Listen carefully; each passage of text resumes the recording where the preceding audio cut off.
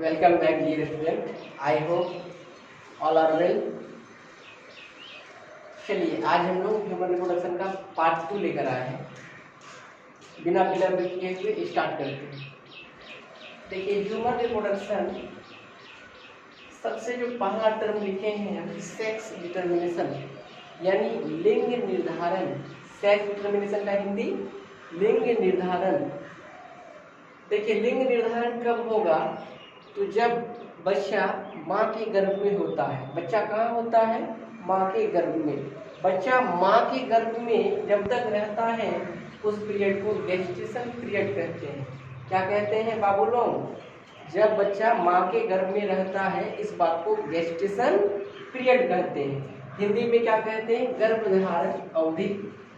तो देखिए गर्भधारण अवधि कब तक को कहते हैं? फर्टिलाइजेशन से लेकर बर्थ तक को, यानी बच्चे का जन्म तक को, बेबी के जन्म तक को क्या कहते हैं? Gestation period. क्या कहा हमने? इस सेक्स डिटर्मिनेशन लिंग निर्धारण यानी गर्भ में बेटा है या बेटी है वो कब होता है? गेस्टेशन पीरियड में, यानी गर्भधारण अवधि में। ठीक है बच्चों, ये गर्भधारण अवधि क्या है? तो फर्टिलाइजेशन से लेकर बच्चे के जन्म के बीच का जो पीरियड है उसको हम लोग गेस्टेशन पीरियड कहते हैं। बाबू लोग जैसे हम लोग जानते हैं कि एक बच्चे का जन्म 9 मंथ के बाद होता है, लेकिन आप ये भी जानते हैं कि कुछ बच्चे का जन्म 7 मंथ में भी हो जाता है। तो इस बात को जो कॉमन टर्म है इस बात को हम लोग देखते हैं। अगर फर्टिलाइजेशन से यानी जिस दिन स्पर्म और ओवम का मिलन हुआ, फर्टिलाइजेशन हुआ, उस समय से बच्चे का जन्म कितने वीक के बाद होगा? 38 वीक के बाद। यानी अगर आपको पता है कि आज फर्टिलाइजेशन हो चुका है तो तब से लेकर 38 वीक के बाद, यानी 38 वीक के बाद आपके बच्चे का जन्म डिलीवरी हो जाएगा। अगर हम लोग बात करें इम्प्लांटेशन से, आपको पता है फर्टिलाइजेशन कहाँ होता है? तो सर फैलोपियन ट्यूब में होता है, एम्पुलरी स्टमक जंक्शन में होता है। यानी फैलोपियन ट्यूब में एम्पुला और स्टमस एक जगह है और एम्पुला और स्टमस के बीच में क्या होता है? फर्टिलाइजेशन होता है। और वहां से यूटेरस में चिपकने के लिए, अटैचमेंट होने के लिए 1 सप्ताह का समय लगता है। कितना का समय लगता है? 1 सप्ताह का। यानी अगर फर्टिलाइजेशन से इम्प्लांटेशन का जो दूरी है 1 सप्ताह का है, यानी अगर हम लोग इम्प्लांटेशन से जोड़ रहे हैं, इम्प्लांटेशन का मतलब क्या होता है बच्चा? इम्प्लांटेशन का मतलब attachment of blastocyst in uterus, यानी यूटेरस के साथ ब्लास्टुला का चिपकना क्या कहलाता है बाबू लोग? इम्प्लांटेशन। तो इम्प्लांटेशन से अगर हम जोड़ें तो बच्चे का जन्म 37 सप्ताह के बाद, कितना सप्ताह के बाद? 37 सप्ताह के बाद हो जाएगा। अब देखिए नेक्स्ट जो बात लिखे लास्ट मेंस्ट्रुअल साइकिल। आपको ये बात पता है? अगर नहीं है तो हम मेंस्ट्रुअल साइकिल में पूरा डिटेल से पढ़ाएंगे। मेंस्ट्रुअल साइकिल एक फीमेल के अंदर, एक फीमेल क्या सभी फीमेल के अंदर एक नेचुरल होने वाला साइकिल है जो प्रत्येक नॉर्मली जनरली 28 दिनों का साइकिल होता है, जिसमें 3 to 5 डे एक फेज आता है जिसको ब्रीडिंग फेज बोलते हैं। क्या कहते हैं? Breeding phase. पूरा डिटेल से हम लोग मेंस्ट्रुअल साइकिल में पढ़ेंगे। यानी ये बात कहना चाह रहे हैं कि जब मेंस्ट्रुअल साइकिल में ब्रीडिंग फेज होगा तो उसके 14 डेज के बाद, उसके 14वें दिन के बाद सेकेंडरी oocyte यानी आप समझिए सीधा ओवम का रिलीज होता है। ओवम रिलीज करता है, यानी ओवरी से ओवम कहाँ जाता है? फैलोपियन ट्यूब में जाता है बाबू लोग। तो देखिए मेंस्ट्रुअल साइकिल से 14 दिन का समय चाहिए किसके लिए? सेकेंडरी oocyte का फैलोपियन ट्यूब में पहुंचने के लिए। तो अब आप जोड़िए कि अगर हम लोग यहाँ से जोड़े तो 2 सप्ताह इधर हो गया और यहाँ फर्टिलाइजेशन से 38 सप्ताह, 38 2 40 सप्ताह। यानी हमने क्या कहा? अगर आपको पता है कि लास्ट मेंस्ट्रुअल साइकिल मेरा कब हुआ था और उनके बाद जो अगला मेंस्ट्रुअल साइकिल है वो आपका रुक चुका है, यानी जो ब्लीडिंग साइकिल है वो स्टॉप हो चुका है, तो आप वहां से ऑपरेट कर सकते हैं, वहां से गिन सकते हैं कि आपके बच्चे का जन्म 40 वीक होगा, 40 वीक के बाद होगा। आप इस बात को जानिए, आजकल एक टेक्निक है सोनोग्राफी, ठीक है, जिसको आप अल्ट्रासाउंड भी कहते हैं। तो सोनोग्राफी क्या है? ये एक अंदाजा है, ये एक अंदाजा है जिसमें डॉक्टर के द्वारा एक आइडिया लगाया जाता है कि आपके बच्चे का जन्म कब होगा। लेकिन अगर आपको इस चीज का आइडिया है तो आपको सोनोग्राफी में जो EDD एस्टिमेट डिलीवरी डेट जो दिया हुआ रहता है उसका आपको कोई झमेला नहीं होगा। क्यों? जैसे अब आप इसको हम फिर से समराइज कर देना चाहते हैं, क्या बताएं? जैसे क्या हुआ, आपके घर में हस्बैंड है, आप एक फीमेल हो, तो डेली पति पत्नी मिलन हो रहा है यानी कपुलेशन हो रहा है, लेकिन आपको पता ही नहीं चल रहा है कि आज मिले, कल मिले, परसों मिले, हुआ क्या। यानी जैसे आप इस बात से अंदाजा लगा सकते हैं कि इस मंथ में मेरा जो ब्लीडिंग साइकिल था कब आया था, यानी फिर से 28 दिन के बाद आपके अंदर वो साइकिल फिर से नेचुरली होगा। अगर हो गया तो आप सीधी बात समझिए कि आप क्या नहीं है, प्रेग्नेंट नहीं है। लेकिन अगर आपका मेंस्ट्रुअल साइकिल रुक जाता है तो आप लास्ट मेंस्ट्रुअल साइकिल से कैलकुलेट कर लेंगे कि आपका क्या होगा, 40 वीक के बाद बच्चे का जन्म होगा। अगर इम्प्लांटेशन की बात करें, इम्प्लांटेशन क्या है, इस बात को अगर हम समझें तो इम्प्लांटेशन जब होता है तो फर्टिलाइजेशन के बाद होता है, यानी उस समय में थोड़ा सा फीमेल का जो मेंटली शारीरिक कंडीशन होता है, फिजिकल कंडीशन होता है, वो थोड़ा सा बदला बदला होता है, नौसिया वाला वोमिटिंग टेंडेंसी होती है, क्योंकि जो आपका गर्भ में बच्चा है यानी फर्टिलाइजेशन हुआ है, स्पर्म और ओवम का मिलन हुआ है, वो यूटेरस के साथ इम्प्लांट हो रहा है। तो अगर आपको इस बात का अंदाजा लगे कि इम्प्लांटेशन हो रहा है इसलिए मेरे अंदर कुछ चेंजिंग आ रहा है, तो वहां से अगर आप कैलकुलेट करेंगे तो 37 वीक कैलकुलेट करेंगे कि आपके यहाँ मेहमान 37 वीक के बाद जो नन्हा सा मेहमान आने वाला है वो 37 वीक के बाद आएंगे। अगर आप फर्टिलाइजेशन से करेंगे, जैसे किसी का हस्बैंड आ जाए महीना दिन घर से बाहर, ठीक है, 2 महीना घर से बाहर, तो आप किस दिन मिले थे, तो आपको पता है आप जिस दिन मिले थे तो उसी के इर्द गिर्द 24 से 48 घंटे के बीच में क्या हो गया होगा, फर्टिलाइजेशन हो गया होगा। फर्टिलाइजेशन को हिंदी में निषेचन कहते हैं। तो निषेचन से अगर हम लोग जोड़ेंगे तो आप क्या जोड़िएगा, फर्टिलाइजेशन से आपके घर में 38 वीक के बाद मेहमान, जो नन्हा सा मेहमान है वो आने वाला है। फिर से हम समराइज करना चाह रहे हैं कि सेक्स डिटर्मिनेशन किस स्टेज में होता है, गेस्टेशन पीरियड में। गेस्टेशन पीरियड किसको कहते हैं, बच्चा जब तक गर्भ में रहता है।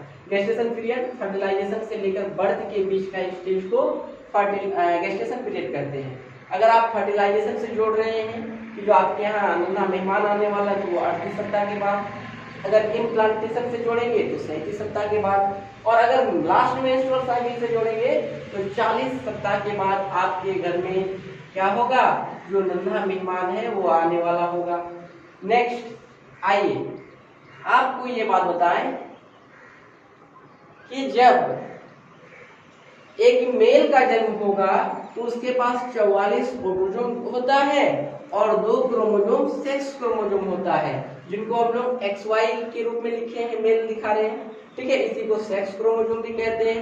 ऑटोसोम जो आपका 44 है ये कभी भी सेक्स डिटर्मिनेशन में भाग नहीं लेता है, लिंग निर्धारण में भाग नहीं लेता है। Autosome never participates for sex determination, यानी आपके पास टोटल नंबर ऑफ क्रोमोसोम कितना है, 46, 44 प्लस 2 46, इसमें एक Y क्रोमोसोम है, एक X क्रोमोसोम है।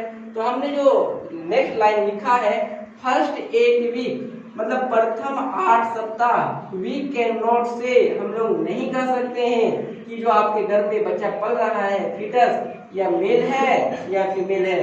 यानी क्या कह रहे हैं कि प्रथम 8 सप्ताह हम यह नहीं कह सकते हैं कि आपके घर में बच्चा मेल है या फीमेल है। दैट इज, इसका मतलब यह है सेक्स इज नॉट डिफरेंशिएट, मतलब सेक्स जो है, लिंग जो है, लड़का या लड़की अभी बना नहीं है।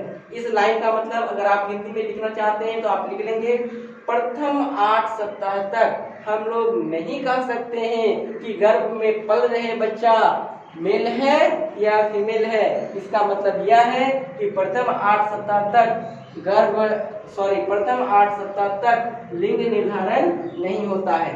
फिर से बोल रहे हैं, प्रथम 8 सप्ताह तक हम लोग नहीं कह सकते हैं कि गर्भ में पल रहा बच्चा मेल है या फीमेल है। नेक्स्ट दूसरा लाइन जो लिखे हैं, सेक्स डिफरेंशिएट, मतलब लिंग निर्धारण का जो डिफरेंशिएट होना है, अलग अलग होना है, स्टार्ट हो जाता है, शुरुआत हो जाता है कब? आफ्टर, मतलब के बाद, इन 8 वीक, 8 सप्ताह के बाद लिंग निर्धारण शुरुआत हो जाता है, स्टार्ट हो जाता है। और ये जो पूरा है वो कब तक हो जाता है? 12 सप्ताह तक पूरा हो जाता है। यानी अगर आप 12 सप्ताह से पहले सोनोग्राफी भी करवाते हैं, सोनोग्राफी क्या है बच्चा लोग? तो सोनोग्राफी एक टेक्निक है जिसके द्वारा हम लोग गर्भ में पल रहे बच्चों का लिंग के बारे में पता लगा लेते हैं। लेकिन टोटली बैंड है ये, इसलिए पहले परमिशन दिया गया था क्योंकि किसी इंसान में जेनेटिकल डिजीज हो जाता था, जैसे haemophilia, colour blindness, sickle cell anaemia, ठीक है, Patau syndrome, Down syndrome, Klinefelter syndrome, बच्चों पढ़ाएंगे डिटेल से जेनेटिक्स में। तो बोल रहे थे अब अगर आपके घर में एक जेनेटिकल प्रॉब्लम वाला डिजीज, खास करके Down syndrome, Klinefelter syndrome, Turner syndrome वाले बच्चे का जन्म हो जाता है, तो आप देखेंगे अगर समाज में एक बच्चा पागल हो तो पूरा समाज को पागल रखता है। तो इसलिए सरकार आपको परमिशन देती थी कि आपके अगर जो पल रहे बच्चों में कोई जेनेटिक डिफेक्ट है, कोई प्रॉब्लम है, तो आप क्या कीजिए, उस बच्चे को एबॉर्ट करवा दीजिए, ठीक है। तो इस पर्दे के पीछे आजकल हमारे खास करके इंडिया कंट्री में ये हो रहा था कि उसमें सेक्स के बारे में पता लगा लिया जाता था कि जो गर्भ है उसमें मेल है या फीमेल है, और जब पता चलता था कि फीमेल है तो उस भ्रूण का फर्टिसाइड कर दिया जाता था, भ्रूण हत्या कर दिया जाता था। इसलिए भारत सरकार इस पर क्या कर दिया है? बैन लगा दिया है बच्चों। तो बोल ये रहे हैं कि अगर आप 8 सप्ताह से पहले अगर लिंग निर्धारण का टेस्ट भी करते हैं, सोनोग्राफी भी करते हैं, तो आप नहीं कह सकते हैं कि आपके गर्भ में लड़का है या लड़की है। तो देखिए क्या बोले, सेक्स डिफरेंशिएट यानी जो लड़का है या लड़की है बनना स्टार्ट हो जाता है 8 सप्ताह में, और कंप्लीट पूरा कब तक हो जाता है? 12 सप्ताह। यानी 12 सप्ताह के बाद आपके गर्भ में लड़का है या लड़की है आप सोनोग्राफी के माध्यम से पता कर सकते हैं। तो हिंदी अगर कोई लिखना चाह रहे हैं तो आप लिख सकते हैं, लिंग निर्धारण प्रथम 8 सप्ताह में शुरुआत होता है और 12वें सप्ताह तक लिंग निर्धारण पूरा हो जाता है। नेक्स्ट बच्चा, अगर आपको बोलूं कि फर्स्ट 8 वीक तक क्या रहता है, तो आप बोलिएगा सर प्रथम 8 सप्ताह तक इस फॉर्म में रहता है। तो किस फॉर्म में? Undifferentiated gonads. ध्यान से सुनिएगा, अनडिफरेंशिएटेड गोनैड्स। क्या बोला है हमने? प्रथम 8 सप्ताह तक बच्चा अनडिफरेंशिएटेड गोनैड्स के स्टेज में होता है। उल्फियन डक्ट किस फॉर्म में होगा? उल्फियन डक्ट किस फॉर्म में होगा? मुलेरियन डक्ट किस फॉर्म में? Mullerian duct. Urinogenital sinus, urinogenital sinus, genital tubercle, यानी प्रथम 8 सप्ताह तक इस फॉर्म में है। क्या क्या कहा हमने? Undifferentiated gonads, Wolffian duct, Mullerian duct, urinogenital sinus, genital tubercle. यानी बच्चों इसी से आपका testis, penis, ovary, fallopian tube, vagina इसी से निर्माण होगा। तो आइए हम लोग इसको देखते हैं बारी बारी से। बच्चा हम जान रहे हैं कि ये टफ चीज है, लेकिन हम आपको पहले ही जो टफ है, कॉम्प्लेक्स है, उसके साथ रूबरू करवा देना चाहता हूँ। बच्चा लोग हम पर भरोसा करें और आप मेरे साथ बेहिचक पढ़ें। अगर आप इस चीज को पढ़ेंगे तो मैं आपसे ये कहना चाह रहा हूँ कि जो आगे वाला जो चैप्टर है, यानी आगे वाला जो लेक्चर है, आपको इजीली आसानी से समझ में आएगा। तो आइए हम लोग फर्दर आगे बढ़ते हैं।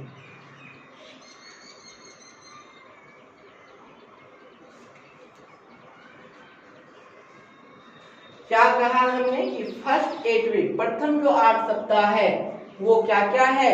अनडिफरेंशिएटेड गोनैड्स के फॉर्म में है, उल्फियन डक्ट के फॉर्म में है, मुलेरियन डक्ट के फॉर्म में है, यूरिनोजेनाइटल साइनस के फॉर्म में, जेनाइटल ट्यूबरकल के फॉर्म में है।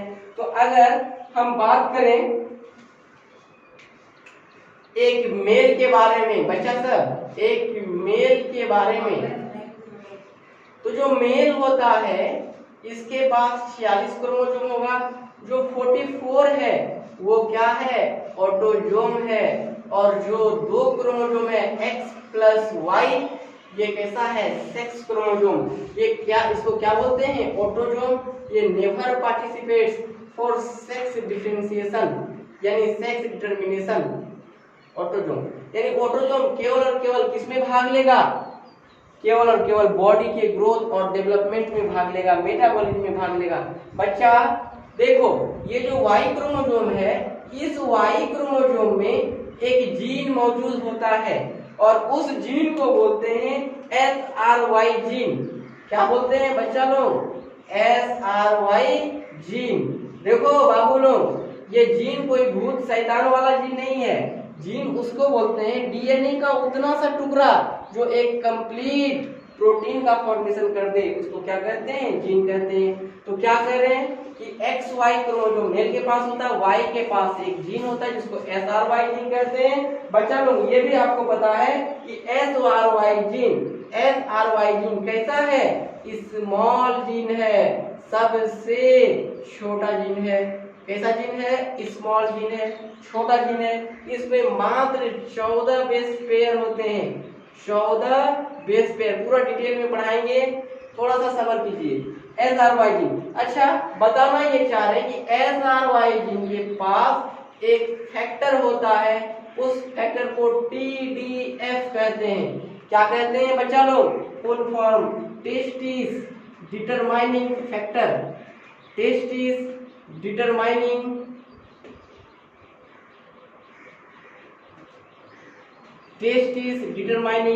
फैक्टर, यानी ये TDF जो होता है ये किसके लिए जिम्मेवार है, टेस्टिस बनाने के लिए जिम्मेवार है। फिर से बोल रहे हैं, क्या कहा हमने, मेल के पास 44 ऑटोजोम होते हैं और 2 क्रोमोजोम यानी XY, ये क्या होते हैं, सेक्स क्रोमोजोम बोलिए, या इसी को एलोजोम भी कहते हैं, सेक्स क्रोमोजोम। तो बताना ये चाह रहे हैं कि Y के पास एक स्पेशल जीन होता है SRY gene. SRY gene small gene है, इसके पास 14 बेस पेयर होता है और SRY जीन के पास एक फैक्टर होता है जिसका नाम TDF है, testis determining factor, testis determining factor. अब देखिए ध्यान से, ये जो SRY जीन है, टेस्टिस डिटरमाइनिंग फैक्टर, ये जाके आपका किस पे एक्ट करेगा, अनडिफरेंशिएटेड गोनाड्स पे एक्ट करेगा। क्या कह रहे हैं, टेस्टिस डिटरमाइनिंग फैक्टर, मान लीजिए ये अनडिफरेंशिएटेड गोनाड्स है, क्या बनाया हमने, अनडिफरेंशिएटेड गोनाड्स। अनडिफरेंशिएटेड गोनाड्स में 2 पार्ट है बच्चा लोग, जो अंदर में है इसको बोलते हैं सेंट्रल पार्ट। क्या बोलते हैं इसको, सेंट्रल पार्ट।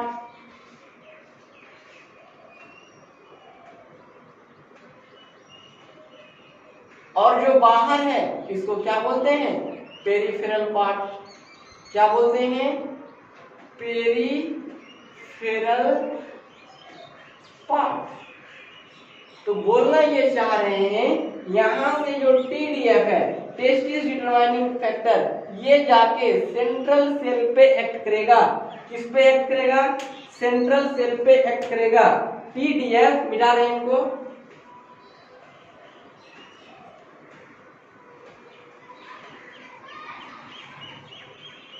सुनिए क्या कहा हमने, TDF कहां से निकला था, SRY जीन से। TDF जाके एक्ट कर रहा है सेंट्रल सेल पर। किस पे एक्ट कर रहा है बच्चा सब, सेंट्रल सेल पे एक्ट कर रहा है, सेंट्रल सेल। सेंट्रल सेल किसका है, अनडिफरेंशिएटेड गोनाड्स का।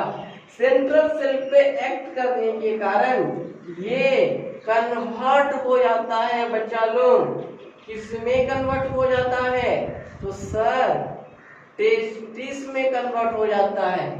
किसमें कन्वर्ट हो जाता है, टेस्टिस में। हमने क्या कहा कि SRY जीन सबसे छोटा जीन है, उसके पास 14 बेस पेयर होता है। SRY जीन एक फैक्टर के लिए जिम्मेवार है, TDF, testis determining factor.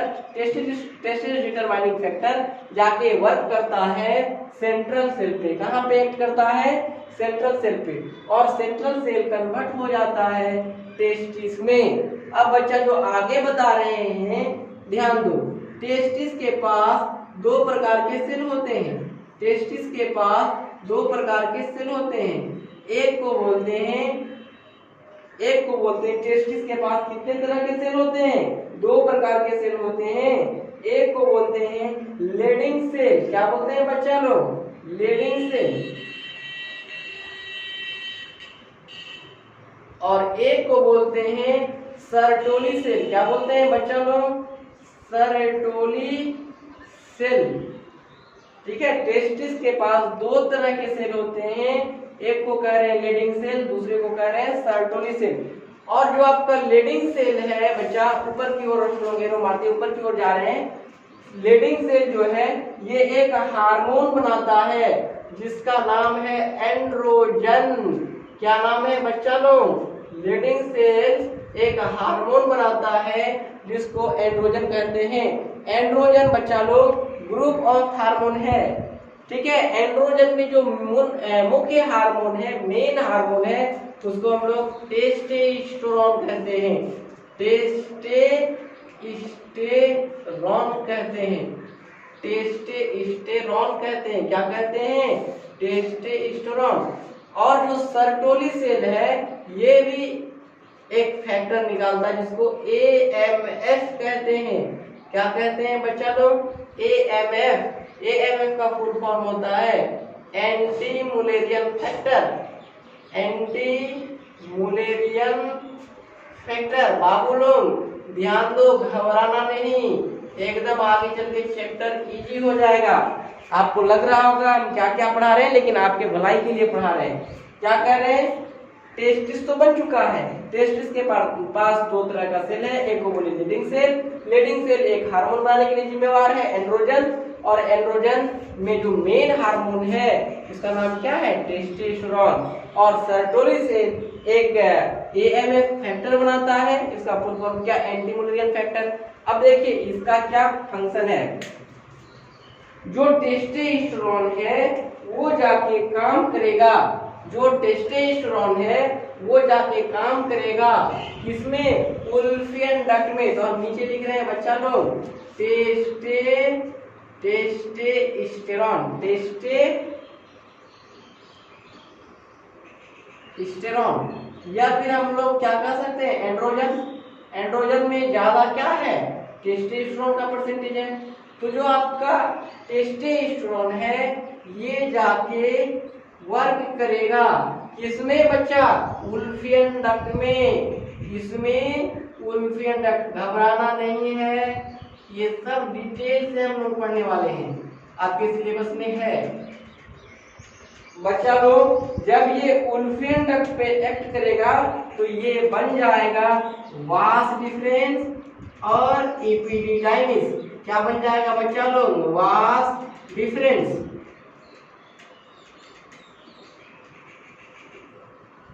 Vas deferens और क्या बनेगा? एपिडिडाइमिस।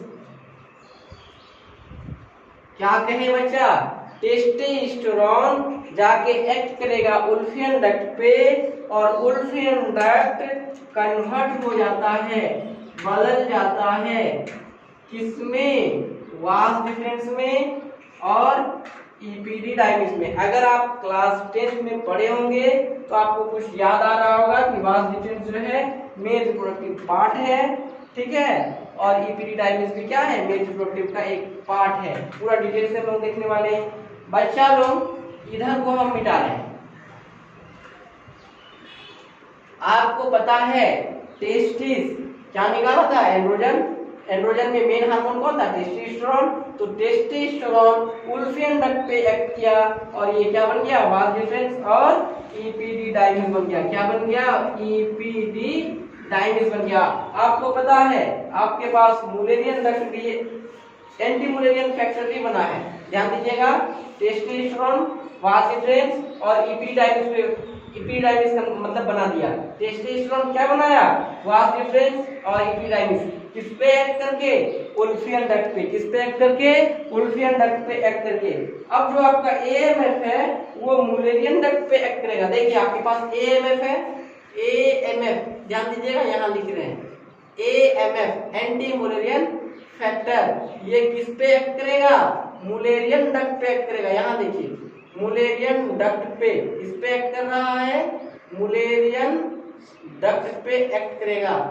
बच्चा लोग जब AMF एक्ट करेगा मुलेरियन डक्ट पे स्पेक्ट करेगा मुलेरियन डक्ट पे, तो ये बना देगा, क्या बनाएगा बच्चा लोग, तो सर ये बनाएगा सेमाइनल वेसिकल बनाएगा। क्या बना देगा, सेमाइनल वेसिकल बनाएगा। आपको पता है, नहीं पता है तो पूरा हम लोग पढ़ेंगे बाबू, घबराना नहीं।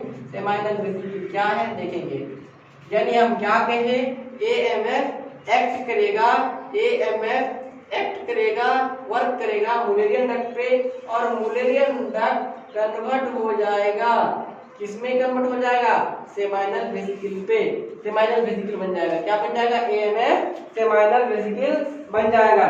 नेक्स्ट बच्चा जो आपके पास है एंड्रोजन, वो फिर से यूरिनोजेनाइटल साइनस पे एक्ट करेगा। आपके पास देखिए एंड्रोजन है ना, यानी टेस्टोस्टेरोन,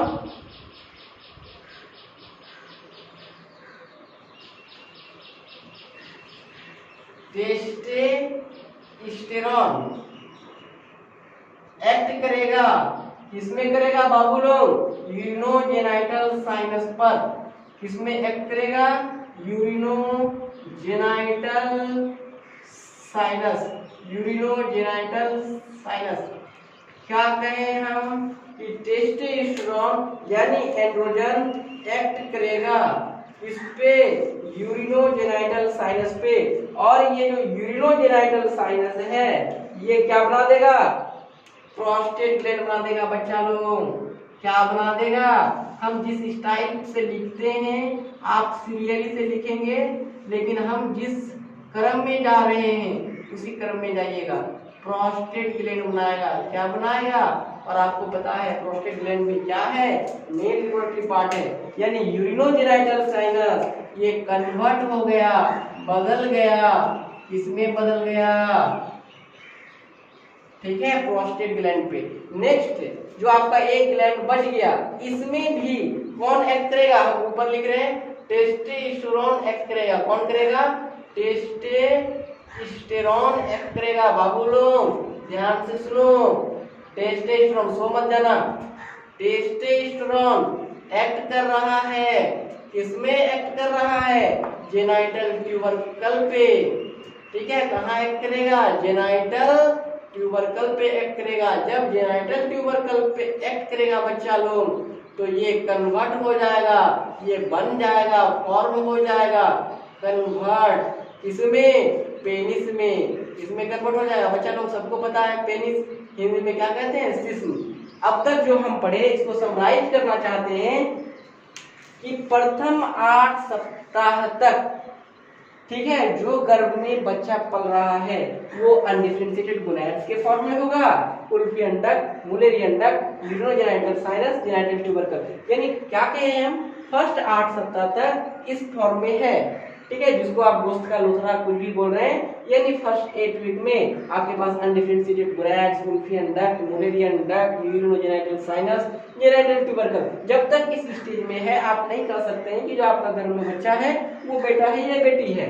तो अब देखिए होता क्या है, जो मेल होता है, जो मेल है उसके पास 46 क्रोमोसोम है, 44 ऑटोसोम, और जो एक्स वाई है ये कैसा है, सेक्स क्रोमोसोम। हमने क्या कहा, वाई के पास एक जीन है, उस जीन का नाम क्या, SRY gene, sex determining region of Y chromosome. SRY के पास एक फैक्टर है TDF फैक्टर, और TDF क्या कर रहा है, सबसे पहले अनडिफरेंशिएटेड गोनैड्स पे एक्ट कर रहा है। अनडिफरेंशिएटेड गोनैड्स कैसा है, तो एक अंदर में है, अंदर को बोल रहे हैं सेंट्रल सेल और बाहर को पेरिफेरल सेल। तो बोल ये रहे हैं कि TDF जाके एक्ट कर जाता है सेंट्रल सेल पे, किसके सेंट्रल सेल पे, अनडिफरेंशिएटेड गोनैड्स के सेंट्रल सेल पे, और सेंट्रल सेल बदल जाता है टेस्टिस में, ठीक है। टेस्टिस में 2 प्रकार का सेल होता है, एक को लेडिंग सेल बोले, एक को सर्टुली सेल। लेडिंग सेल क्या बनाया, एंड्रोजन। एंड्रोजन में जो मेन हार्मोन है उसका नाम टेस्टोस्टेरोन है। मतलब ये है कि ग्रुप ऑफ हार्मोन है ये, लेकिन इसमें जो ज्यादातर परसेंटेज है जिसका चलता है वो किसका चलता है, टेस्टोस्टेरोन, मतलब इसका संख्या ज्यादा है एंड्रोजन में। दूसरा सेल सर्टोली सेल है। सर्टोली सेल में एक फैक्टर निकलता है ANF, anti Mullerian factor, detail से पढ़ाएंगे, ठीक है। अब बोल रहे हैं ये कि टेस्टोस्टेरोन जो आपका उल्फियन डक्ट है इस पे जाके एक्ट किया, टेस्टोस्टेरोन जाके उल्फियन डक्ट पे एक्ट किया, तो उल्फियन डक्ट को किसमें बदल दिया, वास डिफरेंस, और इपिडिडाइमिस में बदल दिया, ठीक है। नेक्स्ट जो बात करते हैं हम लोग जो आपका एएमएफ है, एंटी मुलेरियन फैक्टर, ये जाके काम करता है मुलेरियन डक्ट पे। जब मुलेरियन डक्ट पे काम करेगा anti Mullerian factor, Mullerian duct को क्या बना दिया, सेमाइनल वेसिकल बना दिया। नेक्स्ट बात बोल रहे हैं, ये जो आपका यूरिनोजेनाइटल साइनस बच गया, इस पे भी कौन एक्ट कर रहा है, टेस्टोस्टेरोन, और टेस्टोस्टेरोन क्या बना देगा, यूरिनोजेनाइटल साइनस को कन्वर्ट करवा के प्रोस्टेट ग्लैंड बनवा देगा। और जो आपका जेनाइटल ट्यूबरकल है, इसमें भी एंड्रोजन जाके एक्ट करेगा और ये क्या बना देगा, पेनिस बनवा देगा। क्या लिखे, टेस्टोस्टेरोन एक्ट किया जेनाइटल ट्यूबरकल में और ये क्या बना दिया, पेनिस। तो बच्चों वीडियो को हम लोग लंबा नहीं करेंगे और आपको प्रयास करते हैं कि अगले जो पार्ट 3 है उसमें हम लोग फीमेल वाला बताएंगे। ठीक है, तो आप घर में रहिए, सुरक्षित रहिए, stay home stay safe, health is wealth. आप जानते हैं कि स्वास्थ्य की संपत्ति है, तो आप घर पे रहें जब तक ये कोरोना पेंडेमिक इस तरह से जो अपना विकराल रूप धारण किए हुए हैं, तब तक आप घर में रहें। और फिर जैसे ही सामान्य परिस्थितियां आएंगी तो फिर हम लोग आपको ऑफलाइन क्लास में मिलेंगे। ठीक है भाई साहब, बाय बाय।